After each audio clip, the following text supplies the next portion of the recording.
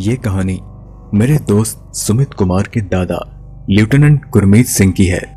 उनकी पोस्टिंग पंजाब में हुई थी, लेकिन साल 1965 में जब इंडिया पाकिस्तान की जंग हुई तो उन्हें उस जंग में हिस्सा नहीं लेने दिया, जिससे वे काफी निराश रहने लगे। 2 साल बाद उनकी पोस्टिंग कश्मीर के एक छोटे से गांव तितवाल में हुई थी। उस समय आज की तरह वहां पर कोई सुविधा मौजूद नहीं थी, बल्कि एक घना जंगल हुआ करता था जहां दुश्मनों का छुपना बिल्कुल आसान था। जिस जगह उनकी पोस्टिंग हुई वहीं पर 1965 में इंडिया पाकिस्तान की जंग हुई थी। उनको चार्ली कंपनी में तैनात किया गया था। एक दिन उनको पेट्रोलिंग के लिए ऑर्डर्स मिले और उनको बेस कैंप से लेकर पूरे जंगल की पेट्रोलिंग करनी थी। उन्होंने अपने साथ 8 जवान लिए और पेट्रोलिंग के लिए निकल पड़े। दरअसल उनका मिशन था जंगल की छानबीन करना और अगर कोई दुश्मन हो तो उसे खत्म करके बेस को खबर देना। उनके साथ यूनिट के बेहतरीन जवान थे। पहले दिन ज्यादा कुछ नहीं हुआ। उन्होंने आराम से कैंप लगाकर पूरी रात गुजारी और अगले दिन दोबारा पेट्रोलिंग पर लग गए। उनका मिशन लगभग 2 हफ्तों का था और ऐसे ही 3-4 दिन निकल गए और उन्हें जंगल में कोई नहीं मिला। उन्होंने तलाश जारी रखी, लेकिन छठी रात को जब वे लोग कैंप लगाकर सो रहे थे तो उन जवानों में से 2 को कैंप की रखवाली के लिए जागने को कहा गया। रात को करीब 2:30 बजे सिपाही राम सिंह ने झाड़ियों के पीछे कुछ सरसराहट महसूस की। उसने सोचा कि शायद कोई जानवर होगा, लेकिन जब उसने ध्यान से देखा तो पाया कि झाड़ी के पीछे एक फौजी का हेलमेट नजर आ रहा है। वह जोर से चिल्लाया। गुरमीत सिंह चौंक कर उठे और सारे जवान भागकर राम सिंह के पास पहुंचे। फिर राम सिंह ने बताया कि उस झाड़ी के पीछे शायद कोई फौजी छिपा है। वो सब साथ में आगे बढ़े और देखा कि वहां कुछ नहीं है। राम सिंह पूरे विश्वास के साथ बोल रहा था, लेकिन फिर भी उसकी बातों का किसी ने विश्वास नहीं किया और यह कहकर टाल दिया कि शायद ये उसका वहम हो सकता है। गुरमीत सिंह उससे बोले कि राम सिंह, तुमने फालतू में हम सबको जगा दिया, चलो अब सब वापस चलो। लेकिन साथ ही साथ मन ही मन में गुरमीत जी और उनके साथी सावधान हो गए थे। वो समझ गए कि यहां पर कुछ ना कुछ गड़बड़ तो जरूर है। अगले दिन वो वहां से आगे निकले। दिन भर की पेट्रोलिंग के बाद रात में दोबारा कैंप लगा और 2 जवानों की ड्यूटी कैंप की रखवाली के लिए लगाई गई। रात में दोबारा वैसा ही हुआ। ड्यूटी पर तैनात एक सैनिक को कुछ ही दूर दोबारा कोई दिखाई दिया तो उसने भी आवाज लगाई। एक बार फिर सबके सब उसके पास पहुंचे और पूछा कि क्या हुआ। उसने कुछ नहीं कहा, बल्कि एक तरफ इशारा किया।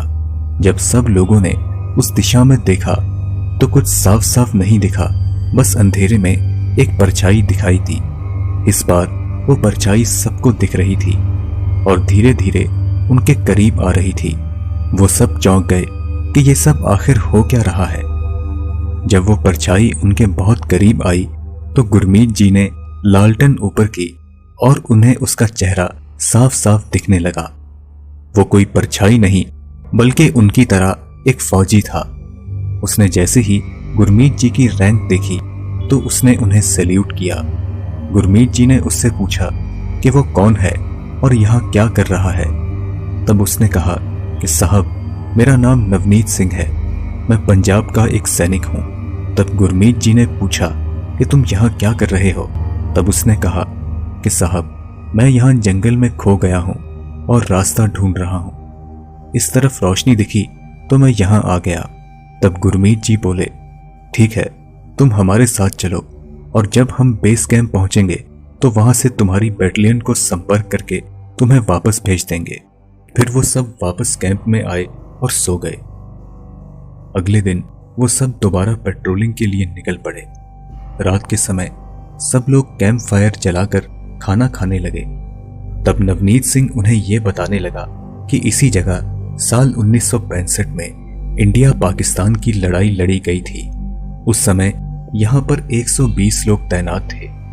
लेकिन दुश्मनों ने अचानक हमला कर दिया और उस वक्त दुश्मन के पास 1000 की सेना थी। लेकिन जब उन 120 वीरों ने अपना साहस दिखाया तो वो पाकिस्तान की 1000 की सेना पर भारी पड़े। बदकिस्मती से वो दिन उनके लिए अच्छा नहीं था।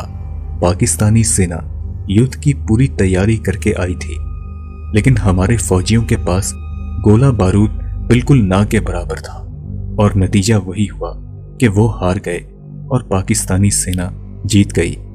उन्होंने इकलौते बचे भारतीय सैनिक को पकड़ लिया, लेकिन उस सैनिक ने अपने पास एक ग्रेनेड छुपाया हुआ था और जब उसे गिरफ्तार किया तब पाकिस्तानी मुश्किल से 100-200 बचे होंगे।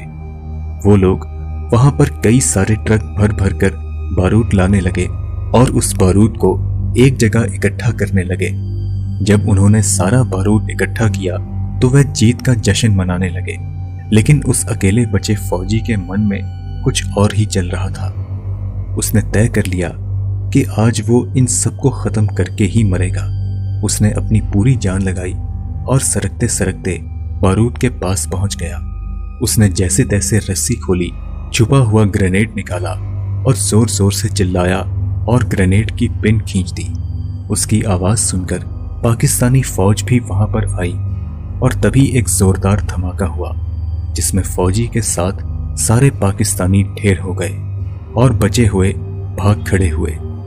उन्हें लगा कि हिंदुस्तानी फौज ने उन पर आक्रमण कर दिया है।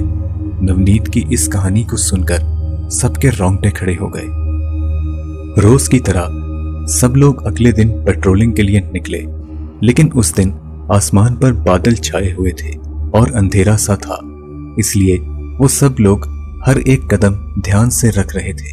तभी नवनीत ने सबको रोक दिया और बोला, साहब, आपके लिए आगे जाना सही नहीं है और आपके साथियों के लिए भी नहीं। गुरमीत जी ने पूछा, क्यों, ऐसा क्या है वहां? फिर नवनीत ने उन्हें बताया कि साहब, यह वही जगह है जहां पर उस फौजी ने अपने साथ उन पाकिस्तानियों को उड़ा दिया था और हो सकता है कि वहां दुश्मन भी हों। ये बात सुनकर गुरमीत जी ने उससे कहा, अरे दुश्मन की ही तो तलाश है हमें, और वैसे भी हम उन्हें यहां मारने ही आए हैं, हम सब आगे बढ़ेंगे। ऐसा बोलकर वो आगे बढ़ने लगे और सारे जवान भी उनके साथ आगे बढ़े कि तभी थोड़ी दूर जाने के बाद उन्हें सामने कुछ हलचल नजर आई। ये देखते ही गुरमीत जी ने सबको पोजीशंस लेने को कहा। कुछ साफ दिखा तो पता चला कि सामने पाकिस्तानी सैनिकों की एक फौज आ रही है। गुरमीत जी ने उन पाकिस्तानियों की रेंज में आते ही फायरिंग करने का ऑर्डर दे दिया, लेकिन ये क्या, पाकिस्तानियों पर गोलियों का कोई असर नहीं हो रहा था। उन्हें गोली तो लगती, लेकिन वो गिरकर फिर खड़े हो जाते। ये सब देखकर गुरमीत जी बहुत ज्यादा चौंक गए। उन्हें समझ नहीं आ रहा था कि वो करें तो करें क्या। जब पाकिस्तानी फौज करीब आई तो गुरमीत जी और उनके साथियों ने देखा कि उनकी आंखें सफेद हैं और वे कुछ अजीब सी भाषा में बोल रहे हैं, लेकिन सिर्फ नवनीत की गोलियों का ही उन पर असर हो रहा था और नवनीत अब खड़ा होकर दुश्मन से आमने सामने आकर लड़ाई कर रहा था। फिर गुरमीत जी ने देखा कि दुश्मन की गोलियां नवनीत को भी लग रही हैं, लेकिन उस पर मानो उन गोलियों का कोई असर नहीं हो रहा था। फिर नवनीत ने वो बात बोली जिसको सुनकर गुरमीत जी और उनके टीम के रोंगटे खड़े हो गए। नवनीत ने गुरमीत जी से कहा कि साहब, जिस आदमी ने वो ग्रेनेड की पिन खींचकर पाकिस्तानियों समेत खुद को उड़ा दिया था, वो कोई और नहीं बल्कि मैं ही हूं। मैंने ही इन सबको मारा था और आज भी मैं अकेला ही इन्हें मारूंगा। आप लोग प्लीज यहां से जल्दी चले जाएं। गुरमीत जी ने तुरंत फॉल बैक यानी पीछे हटने का ऑर्डर दिया और वो वहां से जैसे ही भागे, एक जोरदार धमाके की आवाज आई और उन्होंने जब पीछे मुड़कर देखा तो सब कुछ गायब हो चुका था और सूरज भी बादलों को चीर कर आ चुका था और नवनीत का कहीं कोई नामो निशान नहीं था। गुरमीत जी और उनके साथियों को कुछ समझ नहीं आ रहा था कि आखिर ये सब हो क्या रहा है। उनके पेट्रोलिंग के अब कुछ ही दिन बचे थे। उन्होंने अपना मिशन जारी किया और जब वो वापस बेस पर पहुंचे तो उन्होंने सबको अपनी आप बीती सुनाई। लेकिन किसी ने उनकी बातों का विश्वास नहीं किया, बल्कि उनका मजाक बनाया और बात को टाल दिया। लेकिन दोस्तों, सच क्या है, ये गुरमीत जी और उनके साथी ही बेहतर जानते हैं कि उस दिन उनके साथ क्या हुआ था।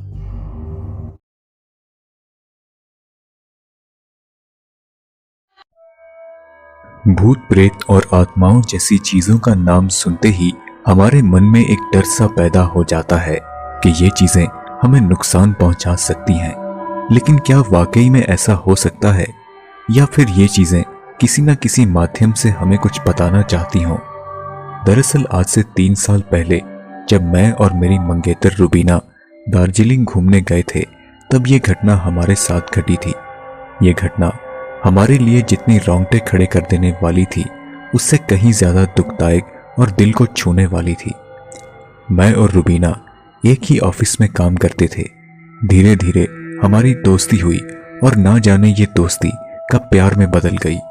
जल्द ही हम दोनों ने दार्जिलिंग घूमने का प्लान बनाया। रात भर ड्राइव करने के बाद हम दार्जिलिंग के एक हिल स्टेशन पर पहुंचे। नदी के किनारे हमें सस्ते दाम पर एक शानदार कॉटेज मिल गया। अगली सुबह हम बाहर घूमने के लिए तैयार हो रहे थे कि मुझे बगल वाले रूम से किसी के गाना गाने की आवाज आई। मैंने बाहर जाकर देखा कि लॉबी के आखिरी हिस्से की खिड़की पर एक लड़की अपना सिर टिकाए गाना गा रही है। वो लड़की बेहद गोरी और गुंगराले बालों वाली थी। वो मुझे देखकर मुस्कुराने लगी और बदले में मैं भी उसे देखकर मुस्कुराने लगा। खैर, भूख से हमारा बुरा हाल हो रहा था। जब हमने लॉबी के केयरटेकर शंभू से खाने के लिए पूछा तो उसने कहा कि यहाँ केवल नाश्ता और चाय कॉफी ही मिलती है। पीछे एक किचन है जहाँ आप अपना खाना बना सकते हैं। हम पास के ढाबे से जब खाना खाने गए तो वहाँ के मालिक ने हमसे हमारे ठिकाने के बारे में पूछा। इस लॉबी के बारे में सुनते ही वो और आसपास के लोग हमें शक की निगाहों से देखने लगे और आपस में तरह तरह की बातें करने लगे। लेकिन हमने ज्यादा ध्यान नहीं दिया और तुरंत पास की जगहों पर घूमने के लिए निकल गए। रात को थककर जब हम वापस आए तो हमें बगल वाले कमरे से दोबारा किसी के रोने की आवाजें आई। मुझे लगा कि शायद ये वही लड़की होगी जिससे मैं सुबह मिला था। अगले दिन हमारा वाटरफॉल को देखने का प्लान था, लेकिन शंभू ने हमें चेतावनी दी थी कि हम वाटरफॉल की चोटी पर ना जाएं, क्योंकि वहां पर लोगों के फिसलने से कई मौतें हुई हैं। खैर, 3 किलोमीटर की ट्रैकिंग के बाद हम वाटरफॉल पहुंच गए। वहां का शानदार नजारा देखकर हमारी खुशी का मानो कोई ठिकाना ही नहीं था। हमने मिलकर ढेर सारी फोटोज खींची कि तभी अचानक वही गुंगराले बालों वाली लड़की जिसे हम कॉटेज में मिले थे, हमें वहां आकर मिली। मैंने रुबीना से उसका परिचय करवाया। उस लड़की ने अपना नाम सारा बताया और कहा कि वो एक एंग्लो इंडियन लड़की है। देखते ही देखते रुबीना और सारा में गहरी दोस्ती हो गई। हम चारों ने मिलकर कई फोटोज खींची। कुछ देर बाद हमने देखा कि सारा तेज कदमों से वाटरफॉल की चोटी की तरफ जा रही है। बहरहाल, यहाँ आना मेरी जिंदगी का सबसे हसीन पल था, लेकिन आगे क्या होने वाला था इसकी हमें भनक तक नहीं थी। रात को हमने शंभू के साथ मिलकर खाने का इंतजाम किया। शंभू नशे की हालत में कहने लगा, साहिब, हमें भी अपने साथ दिल्ली ले चलो, वहां कोई काम धंधा कर लेंगे। ये जगह भूतहा है, यहाँ बहुत सी मौतें हुई है। पिछले कई महीनों से आप ही यहाँ पर अकेले गेस्ट हो।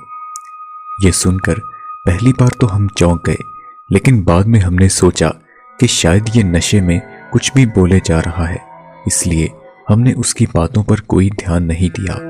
खाने के बाद मैं गहरी नींद में सो गया और सुबह देखा कि रुबीना उस बगल वाले कमरे में पसीने से भीगी हुई बेहोश पड़ी है और वो कमरा बिल्कुल खाली पड़ा था, मानो जैसे बरसों से वहां कोई आया ही ना हो।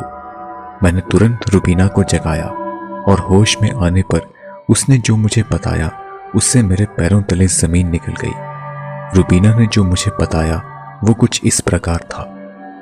रात को करीब 3 बजे उसका दम घुटने लगा तो उसने देखा कि सारा उसके ऊपर बैठी हुई है। जैसे ही रुबीना हड़बड़ाकर उठी तो सारा उसका हाथ पकड़कर उसे अपने कमरे में ले गई। अब उस बगल वाले कमरे का हुलिया एकदम बदला हुआ था। धुंधली सी रोशनी और कोने में एक अधेड़ उम्र का अंग्रेज आदमी आंखें बंद करके वायलिन बजा रहा था। रुबीना को ऐसा लग रहा था कि जैसे उसके सामने कोई फिल्म चल रही हो। सारा उस आदमी का हाथ पकड़कर बोली, Albert please don't go, don't leave me. लेकिन उस आदमी पर सारा की बात का कोई असर नहीं हुआ और वह उठकर बाहर की तरफ जाने लगा। लेकिन तभी अचानक सारा के हाथ में पता नहीं कहां से गन आ गई और उसने उस आदमी पर गोली चला दी, जिसके बाद रुबीना बेहोश हो गई। ये सब सुनकर हम जैसे तैसे वहां से निकल पड़े। वो ढाबा जहां से हमने पहले दिन नाश्ता किया था, उसके मालिक को हमने सब कुछ बताया। वो आदमी बोला, साहिब हम आपको पहले भी बताने वाले थे, लेकिन शहर के लोग कौन सा हमारी बातों का विश्वास करते हैं। ये कॉटेज भूतहा है, यहाँ पर कई मौतें हुई हैं। ये उस जमाने की बात है जब अंग्रेज भारत छोड़कर जा रहे थे। ये कॉटेज अंग्रेज अफसर एल्बर्ट गेथ का हुआ करता था। उसे यहाँ सारा नाम की एक एंग्लो इंडियन लड़की से प्यार हो गया। लेकिन जब अंग्रेज भारत छोड़कर जाने लगे तो सारा ने पूरी कोशिश की कि एल्बर्ट उसे छोड़कर ना जाए। लेकिन एल्बर्ट उसकी बात क्यों मानता? उसके बीवी बच्चे तो इंग्लैंड में थे और जिसे सारा प्यार समझती थी वो प्यार नहीं बल्कि एक धोखा था। इसलिए उसने एल्बर्ट को गोली मारी और बाद में वाटरफॉल की चोटी से कूदकर आत्महत्या कर ली। तब से लेकर आज तक उसकी आत्मा यहाँ पर भटकती है। इसी कारण 10 साल पहले यहाँ शंभू नाम के केयरटेकर ने भी परेशान होकर छत से कूदकर आत्महत्या कर ली। उस आदमी की ये बातें सुनकर हमारे रोंगटे खड़े हो गए और साथ ही साथ हमारी आंखों में आंसू आ गए। तभी मुझे ख्याल आया कि क्यों ना हम उन फोटोज को एक बार दोबारा चेक करें जो हमने उस दिन सारा के साथ वाटरफॉल पर खींची थी। और जो हमने देखा उससे हमारे पैरों तले जमीन निकल गई। उनमें से एक भी तस्वीर में सारा मौजूद नहीं थी। वापसी के दौरान मेरे मन में अजीबोगरीब सवाल आने लगे कि आखिर सारा ने हमें ही क्यों चुना। शायद वो हमें कुछ कहना चाहती थी।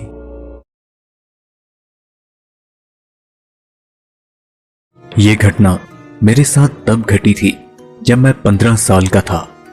हमारा घर शहर से काफी दूर था, जिस कारण पापा का ऑफिस जाना, मेरा और दीदी का स्कूल जाना काफी मुश्किल था। इसलिए पापा ने शहर में किराए का कोई घर ढूंढने का फैसला किया। हमें शहर में एक 3 BHK फ्लैट मिला जो पहली नजर में ही हमें बहुत पसंद आया। यहां शिफ्ट होने पर मेरा और मेरी दीदी का स्कूल जाना और पापा का ऑफिस जाना काफी आसान हो चुका था।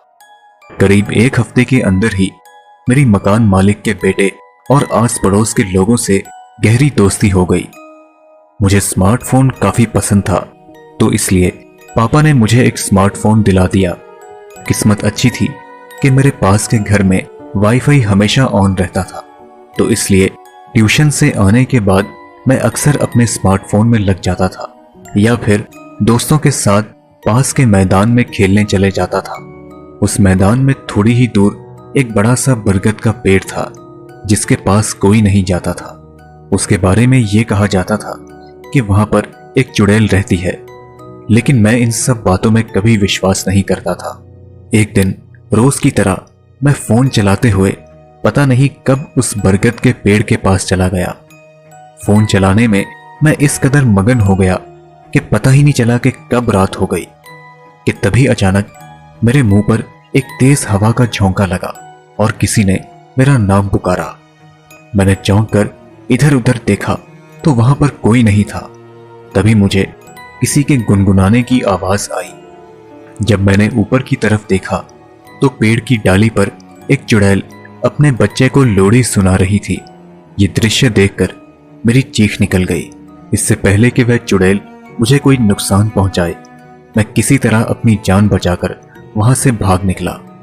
लेकिन कहानी यहां खत्म नहीं होती। अगली रात हमारे घर का मेन दरवाजा अपने आप खुल गया। मेरे पापा रात को जब उठे तो बोले, ये दरवाजा बंद क्यों नहीं किया?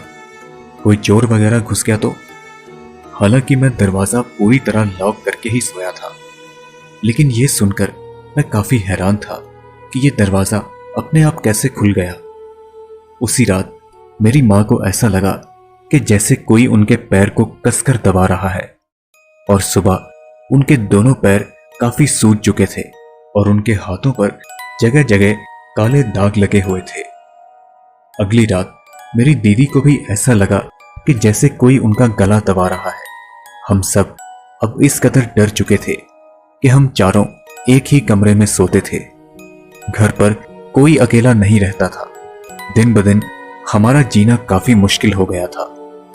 अब मुझे पूरा यकीन हो गया कि वह चुड़ैल हमारे पीछे पड़ चुकी है, लेकिन मेरी बात का विश्वास करता भी कौन। रात को कभी किचन से बर्तन गिरने की आवाज आती तो कभी ऐसा लगता कि जैसे कोई दरवाजा खटका रहा है, तो कभी ऐसा लगता जैसे कोई 24 घंटे हम पर नजर रखे हुए है।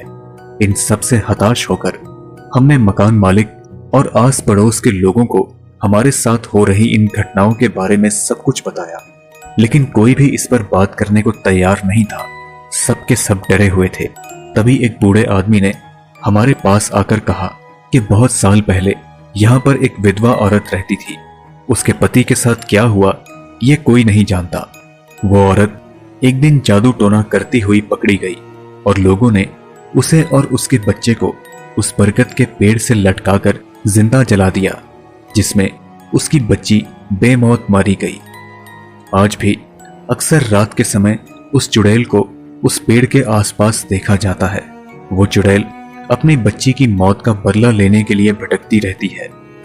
उस पेड़ के पास से गुजरने वाले लोग अक्सर गायब हो जाते हैं, इसलिए वहां पर कोई नहीं जाता।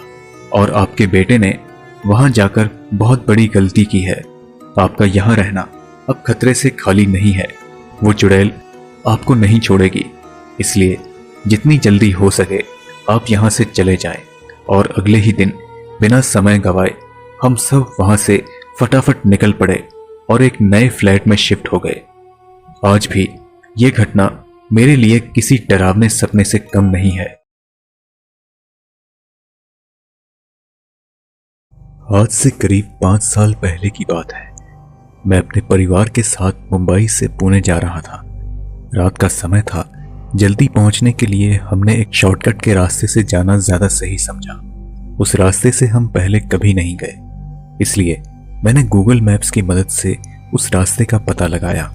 वहां पहुंचने पर हमें एक नो एंट्री का बोर्ड दिखाई दिया, पर हमने उस पर कोई ज्यादा ध्यान नहीं दिया।